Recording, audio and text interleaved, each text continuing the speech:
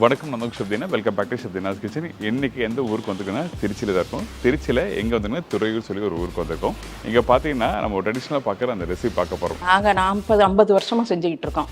எங்கள் அம்மா பாட்டி வீட்டில் இருந்து எங்கள் மாமியார் வீட்டில் இருந்து எல்லாமே இது மாதிரி பண்ணுவோம்.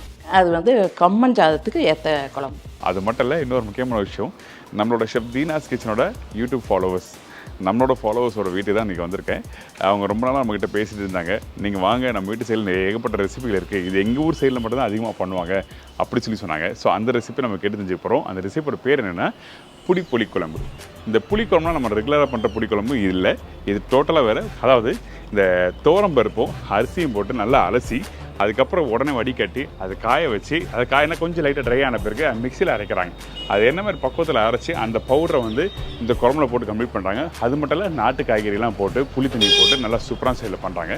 இது வந்து தாளிப்பு விடவும் நம்மளா செய்கிறது செஞ்சது. இது பண்ணால் எத்தனை நாள் வச்சுக்கலாம் நீங்கள்? இது 3 வருஷம். ஒரு வருஷம். இதே 3 வருஷம் ஆச்சு. 3 வருஷம் ஆச்சு. 3 வருஷம் ஆச்சு. ஆனால் கம்பல்சரி இந்த வடகம் போடுவீங்க? போடுவோம். இது வந்து உப்பு கம்மியாக இருந்தாலும் அதனுடைய போட்டிருக்க ஜாமான் அதிகமாக இருந்தாலும் வண்டு பிடிச்சிடும். இந்த ரெசிபி எப்படி பண்ணுறாங்கன்னு சொல்லி நம்ம கேட்டு தெரிஞ்சுக்கலாம். இது ரியலி வெரி குட் ரெசிபி. அந்த அரிசியும் அந்த பருப்பும் அதில் போட்டு மிக்ஸ் பண்ணி சாப்பிடும்போது வெந்த பிறகு பார்த்தீங்கன்னா அந்த அரிசி சின்ன சின்னதாக குறுகுறாக இருக்கும். ரொம்ப நல்லா இருக்குங்க. அது சாப்பிட்றது ரொம்ப நல்லா இருந்தது. அது மட்டும் இல்லை, அந்த கம்ப சோறு தொட்டு சாப்பிட்றதுக்கு அந்த புளிப்புத்தன்மை, காரத்தன்மை இது எல்லாமே நல்லா இருந்தது. அதே மாதிரி இந்த ரெசிபி முடிச்ச பிறகு எப்படி இருக்கும் பார்த்தீங்கன்னா இதெல்லாமே பேலன்ஸ்டாக இருக்கும்னு சொல்லி சொல்கிறாங்க. கம்மஞ்சாதத்தோட தொட்டு சாப்பிட இப்படி தான் இருக்கணும். அப்படியா? ஆமாம். இன்றைக்கி திருமதி சுசிலா மேடமை போய் பார்த்துட்டு அதுக்கப்புறம் வந்து இந்த ரெசிபி பற்றி ஏகப்பட்டு கேட்டு செஞ்சுக்கலாம். வாங்க போகலாம். வணக்கம். வணக்கம். இவங்க பார்த்தீங்கன்னா நம்மளோட ஃபாலோவர்ஸ். இவங்க வந்து கடந்த ஒரு 4-5 மாதமாக வந்து நம்ம ஷூட் பண்ணுறதுக்காக நம்ம வீட்டில் நிறைய ரெசிபிகள் பண்ணுவோம், இந்த மாதிரி ரெசிபிகள் நிறைய பேருக்கு தெரியாது அப்படி சொல்லி ஒரு லிஸ்ட் எனக்கு வாட்ஸ்அப்பில் பண்ணாங்க. அவங்க நோட்டில் எழுதி எனக்கு ஷேர் பண்ணாங்க. அந்த ரெசிபிலாம் வந்து இன்றைக்கி நம்மளோட சேனல் மூலமா நம்ம பண்ண போகிறோம். ரியலி ஒரு சின்ன சின்ன விஷயங்கள், சின்ன சின்ன வித்தியாசங்கள் ஒருத்தர் கை பக்குவத்தில் பண்ணுவோம்னு சொல்லுவோம்ல, அதே மாதிரி தான் இன்றைக்கி அம்மாவோட கை பக்குவத்தில் பண்ண போகிறோம். ஸோ ரொம்ப சந்தோஷம் இன்றைக்கி வீட்டில் வந்து பண்ணுறது. சரி, இப்போ இந்த ரெசிபி பண்ண ஆரம்பிக்கலாமா? ஓகே. இப்போ நம்ம பண்ண போது எத்தனை பேர் சாப்பிடலாம்? இப்போ நம்ம சொன்ன பிறகு 4 பேர் சாப்பிடலாம். 4 பேர் 5 பேர் சாப்பிடலாம். ஓகே. எல்லார் வீட்லையும் கண்டிப்பாக 4-5 பேர் இருப்பீங்க. ஸோ கண்டிப்பாக நீங்கள் ட்ரை பண்ணி பார்க்கலாம். இப்போ எனக்கு தேவையான பொருட்கள் என்ன சொல்கிறீங்களா?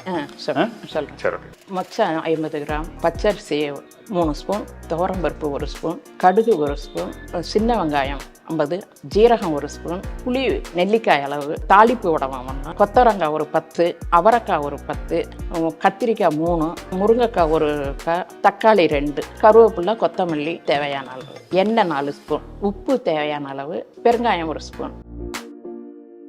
முதல்ல இந்த மொச்சை வறுக்கிறோம்.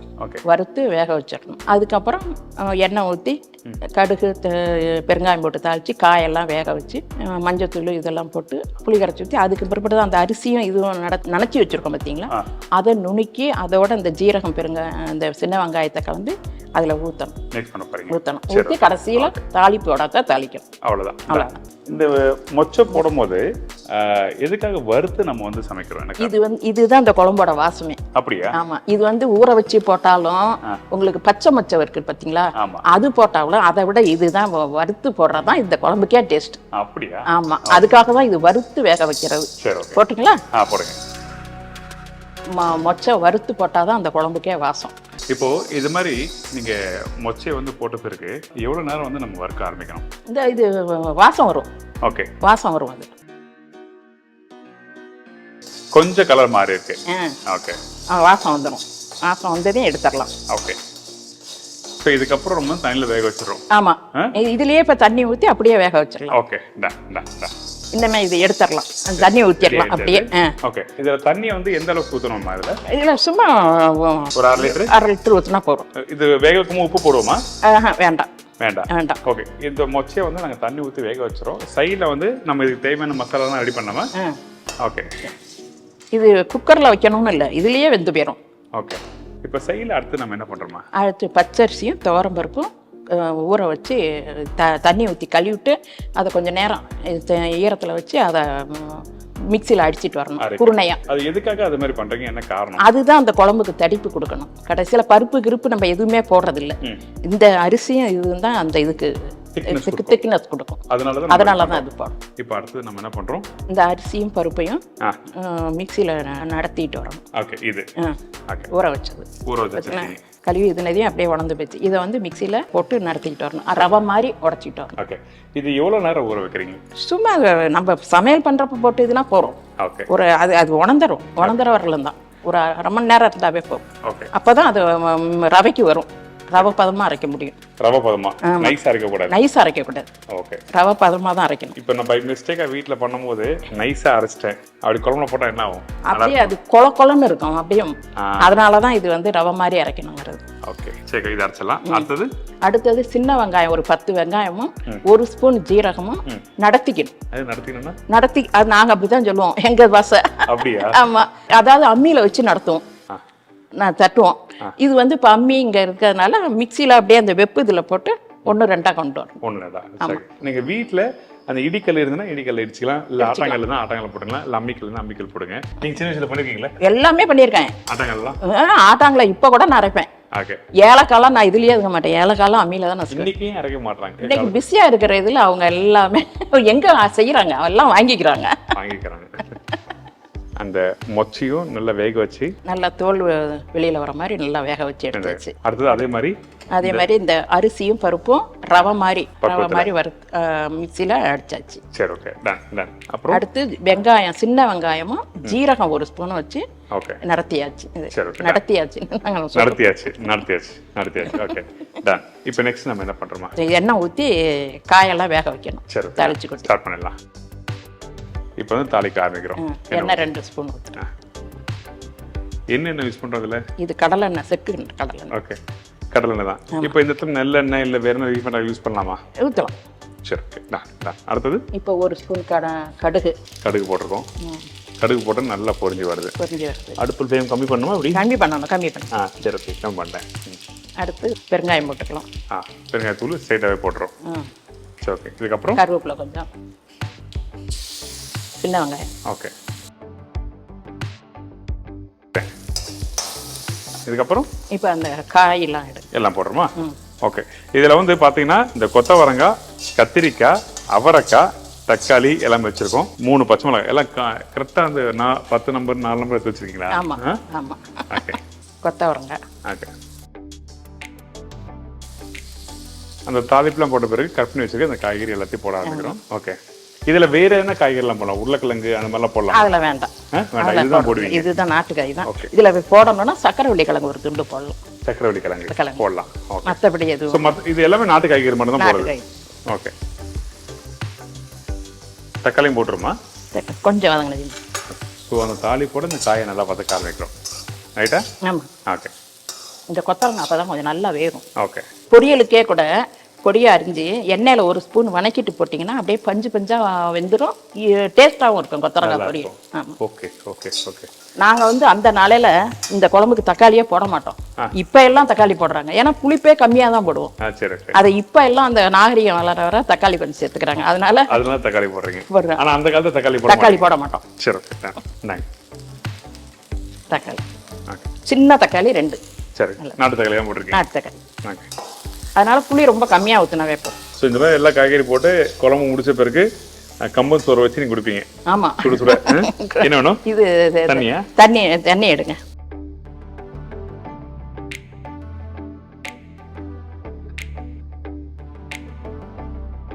இப்போ மஞ்சத்தூள் கொஞ்சம்.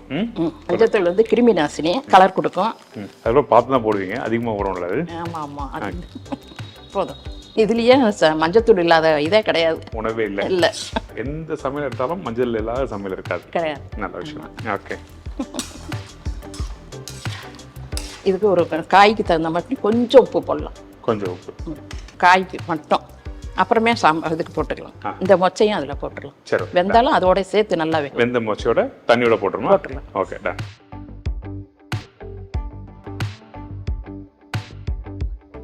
மொச்சை இதோட இப்போ போட்டிருக்கோம். சரி, இதை கிண்டி விட்டுட்டு மூடி போட்டு மூடிக்கலாம். சரி, ஓகே, டன்.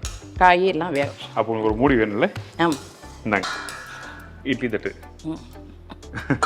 உள்ள இருந்து கிச்சன்ல காய் வேகட்டும். ஓகே, காய் வந்து இப்போ அடுத்த ஸ்டேஜ் புளி கரைச்சிக்கலாமா அதுக்குள்ள? கரைச்சிக்கலாம். இப்போ மிளகாத்தூள் மஞ்சத்தூள் பச்சை வாடை போனதையும் புளியை ஊற்றிக்கலாம். புளி பச்சை வாடை போனதுமே இதை எல்லாத்தையும் கரைச்சி ஊற்றினா முடிஞ்சு வச்சு. சரி ஓகே, டன்.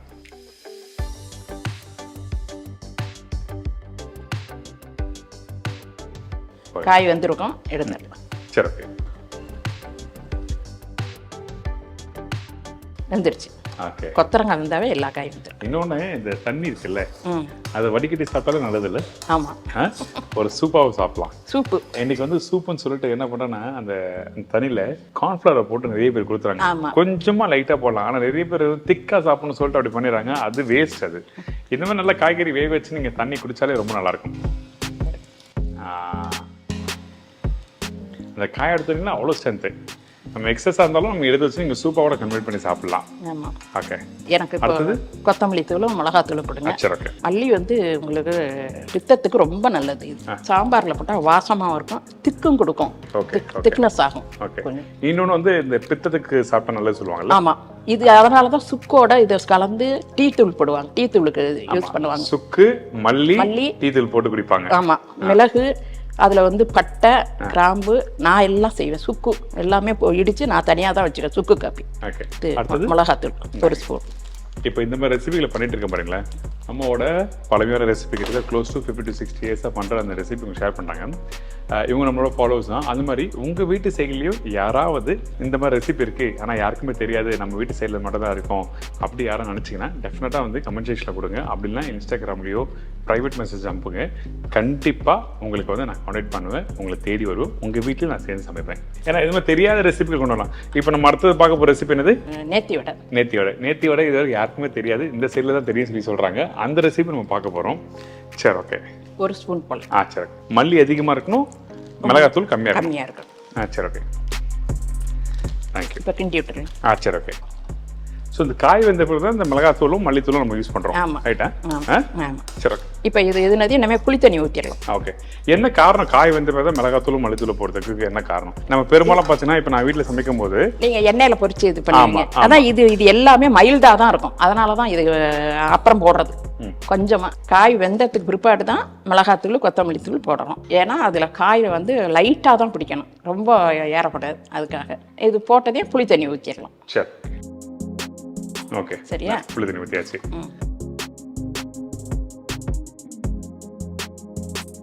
அதுக்கப்புறம் நம்ம என்ன பண்றோம்? அந்த அரிசி நுணுக்கி வச்சிருக்கோம்ல, அது வெங்காயம் எல்லாத்தையும் ஒண்ணா தண்ணி ஊற்றி கரைச்சி இது கொஞ்சம் ஒரு அந்த பச்சை வடை பண்ணி ஊற்றிட வேண்டிய, ஊற்றி கிண்டிட வேண்டியது. சரி ஓகே. கிண்டி இன்னும் கொஞ்சம் உப்பு கம்மியாக தானே போட்டிருக்கோம். ஓகே, இதில் போட்டுடலாமா? இதில் போட்டுடலாமா? போடுங்க. அடுத்து இந்த வெங்காயம் இது என்ன பண்றோம்? இப்போ தண்ணி ஊற்றி இதை கரைச்சிடும். ஓகே, தண்ணி எவ்வளோ ஊற்றணும்? நல்லா இருக்கும். எவ்வளோ ஊற்றணும் எனக்கு தெரியாது, நீங்கள் சொன்னால் தெரியும். இப்போ இது கரைச்சிருவா? கரைச்சிடும். Okay, ton. எதுக்காக அந்த தண்ணியோட அளவு, இந்த அரிசியோட அளவு, வெங்காயத்தோட அளவு நான் கேட்கணும்னா, ஏன்னா நிறைய பேர் வீட்டில் பண்ணும்போது அதிகமாக ஊற்றிட்டாலும் தவறாயிடும். ரைட்டா? சரி, கரைச்சலாமா? கரெக்ட், அவ்வளோதான். இது அப்படியே இருக்கட்டும். இது கொஞ்சம் பச்சை வடை போனது இதை தீ ஊற்றிடலாம். சரி ஓகே, டன். வச்சலாமா இதை? வச்சிடும். ஓகே, எடுக்கலாமா? சரி. இப்போ ஓரளவுக்கு வந்துருக்கோம் நினைக்கிறேன். சரி ஓகே. நல்லா கொதிச்சு கலர் மாறி இருக்கு. இப்பவே வாசம் வருது பாருங்க. அந்த காய் எல்லாம் வெந்து வர. இப்போ இது ஊற்றுவா?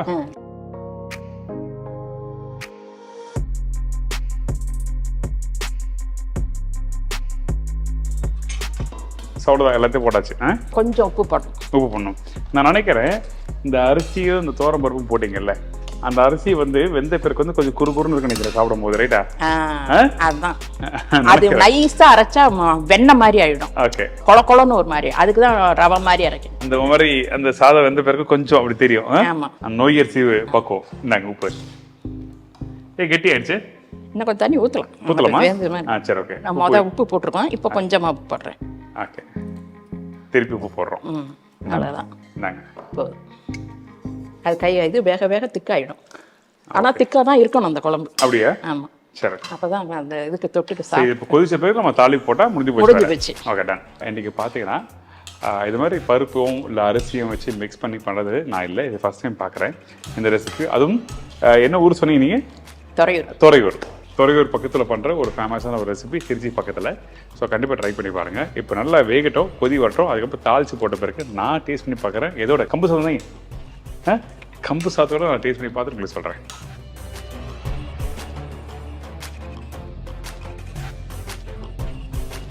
நான் நினைச்சேன் என்ன ஸ்டார்டிங்கே வந்து இதெல்லாம் ஊற்றும் போது கொஞ்சம் லைட்டு சாம்பார் பக்கம் தான் வரும்னு நினைச்சேன். இல்லை, ஏன்னா பார்க்குறது சாம்பார் மாதிரி தான் வந்து கம்மஞ்சாதத்தோட தொட்டு சாப்பிட இப்படி தான் இருக்கணும். அப்படியா? ஆமாம். Okay, done done. அடுத்து தாலி போடுறோமா? ஓகே, இந்த சீல மாற்றிடலாமா? மாற்றிடலாம். உங்களுக்கு ஒரு தாலி போடாமல் கொடுத்துருக்கேன். அடுத்தது கடலெண்ணெய். கடலை. ஓகே, இது வந்து தாளிப்பு உடவும் நம்மளா செய்யறது செஞ்சது. இது சின்ன வெங்காயம், கொத்தமல்லி, வெந்தயம், ஜீரகம், மிளகு, உப்பு, உளுத்தம்பருப்பு, துவரம்பருப்பு, மஞ்சத்தூள், விளக்கெண்ணெய் எல்லாம் கலந்து இது வந்து செஞ்ச வடம். ஓகே, இது எப்படி நீங்களே பண்ணி வச்சிருவீங்களா? இது நாங்களே பண்ணதான். என்ன சூட ஆயிடுச்சு. இது பண்ணா எத்தனை நாள் வச்சிருக்கலாம் நீங்க? இது 3 வருஷம். ஒரு வருஷம், இதே 3 வருஷம் ஆச்சு. 3 வருஷம் ஆச்சு. 3 வருஷம் ஆச்சு. ஆனா கம்பல்சரி இந்த வடகம் போடுவீங்க? போடுவோம். இது வந்து உப்பு கம்மியா இருந்தாலும் அதனுடைய போட்டிருக்க ஜாமான் அதிகமா இருந்தாலும் வண்டு பிடிச்சிடும். அதுக்கெல்லாம் ஒரு அளவு இருக்கு. ஓகே, கத்தோரி பண்ணி காமிக்கிறீங்களா? ஆனா வடகம் வந்து ஒரே நாள் முடிய முடியாது. இன்னைக்கு பிடிச்சி வச்சா ஒரு 10 நாள் 15 22 நாள் இது காய வைக்கணும். 22 நாள் வெயில்ல காய வைக்கணும். வெயில் காலத்துல பண்றது. சரி, ஓகே தான். இப்போ உங்களுக்கு என்ன கடுகு என்ன வேணுமா? அதெல்லாம் ஒண்ணு வேணாம், இதை மட்டும் தாளிச்சு கொட்டிட்டா போதும். வேலை முடிஞ்சு. கருவேப்பிலை பண்ணுவா? கருவேப்பிலை வேணாம். ஓகே தான்.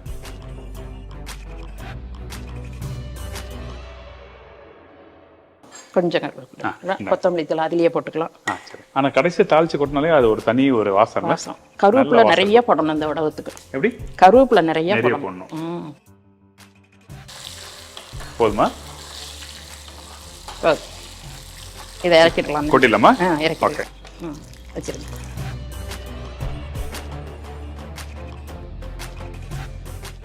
அந்த வடகத்தோட வாசமும் வேற. நல்ல வாசம் வருதுங்க. ஆமா. ஓகே, தாளிப்பு வடகம் போட்டாவே அது ஒரு இதுதான். ஓகே, கொத்தமல்லி தலை 2 போட்டு உடஞ்சி வச்சு அவ்வளோதான் இறக்கி. அவ்வளோதான், கடைசியாக கொத்தமல்லி போட்டு இறக்கியாச்சு. அதானே. இப்போ நான் டேஸ்ட் பண்ணலாமா? பண்ணலாம். எங்க அந்த கம்பு சாதம் எங்க எடுத்துன்னு வருவா? சரி, கம்பு சாதம் செஞ்சு வச்சிருக்கேன். இது வந்து தண்ணியில் உருட்டி போட்டிருக்கேன். மோர் ஊற்றி கரைச்சி குடிக்கலாம். இது 4 நாளைக்கு இருந்தாலும் வீணா போகாது. சரி, எனக்கு ஒரு டவுட் ரொம்ப நாளது, ஒரு சின்ன விஷயம். ஏன்னா உங்ககிட்ட கேட்டதான் உங்களோட அனுபவத்தில் நிறைய விஷயம் சொல்வீங்க. இப்போ இந்த கம்பு சாதம் வந்து 2 விதமாக வச்சுருக்கீங்க. எதுக்கு தண்ணியில் போட்டு வச்சுருக்கீங்க? தண்ணியில் போடாமல் இதுக்காக வச்சுருக்கீங்க, என்ன காரணம்? இது தண்ணியில் போட்டு கரைச்சி குடிச்சிக்கலாம். இது வந்து இப்படி இருந்தால் குழம்புல தொட்டு சாப்பிட்டுக்கலாம். ஓகே, ஆமாம், அதனால தான் இது தனியாக வச்சுருக்கேன். ஓகே. இப்போ இந்த சாதம் இருக்குல்ல, இந்த சாதம் தண்ணிலே இருந்தால் கெட்டு போகாதா? கெட்டு போகாது. ஓகே, கெட்டு போகாது. இந்த தண்ணி இருக்க நல்ல சத்து.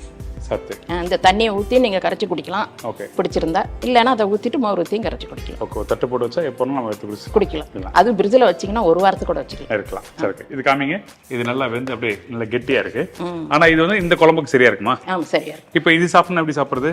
இது கரைச்சிக்கணும். அது கரைச்சிக்கணும். இது கரைச்சி சாப்பிட்றதுக்காக இப்படி வச்சிருக்கீங்க. மோர் ஊற்றி கரைச்சி குடிக்கணும். ஓகே, இன்னொன்று கெட்டும் போகாது. கெட்டும் போகாது. இது வந்து குழம்பு இருக்குது, குழம்புக்கு சாப்பிட்றது. அப்போ எனக்கு கொடுங்க ஒரு சின்ன பகுதி.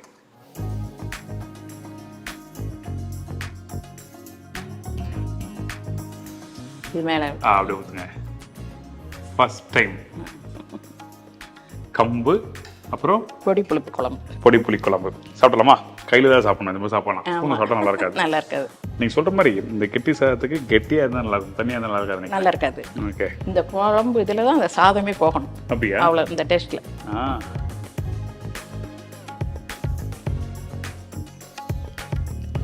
சூப்பர்.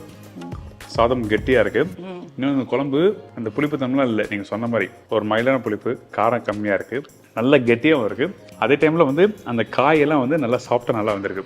ரொம்ப நல்லா இருக்குங்க. இப்போ அந்த மொச்சை வாசம், அந்த வடகம் வாசம் எல்லாம் எப்படி நல்லா வருது. இன்னொன்று அந்த ஹைலைட் நான் சொல்லினா என்ன கேட்டீங்கன்னா, கண்டிப்பாக அந்த வடகம் பொரிச்சு போட்டு பார்த்தீங்களா, அதோட வாசம் நல்லா தெரியுது. அது டேஸ்டும் தெரியுது. அங்கங்கே ஒன்று அந்த வடகம் வந்து பல்ல படும்போது லைட்டாக அந்த புளிப்பு தன்மை இருக்கும். நைஸ். மொச்சை கையில் கிடைக்கல எனக்கு. இந்த மொச்சை இருக்கு, நல்லா இருக்கும் மொச்சை. இது எனக்கு சாப்பிடும் போது எப்படி தான் மேம், நம்ம வீட்டு சைடில் அந்த ராகி கூழ் கெட்டியாக செஞ்சு வச்சுட்டு அதுக்கப்புறம் அந்த தண்டு கீரை, முருங்கைக்காய்.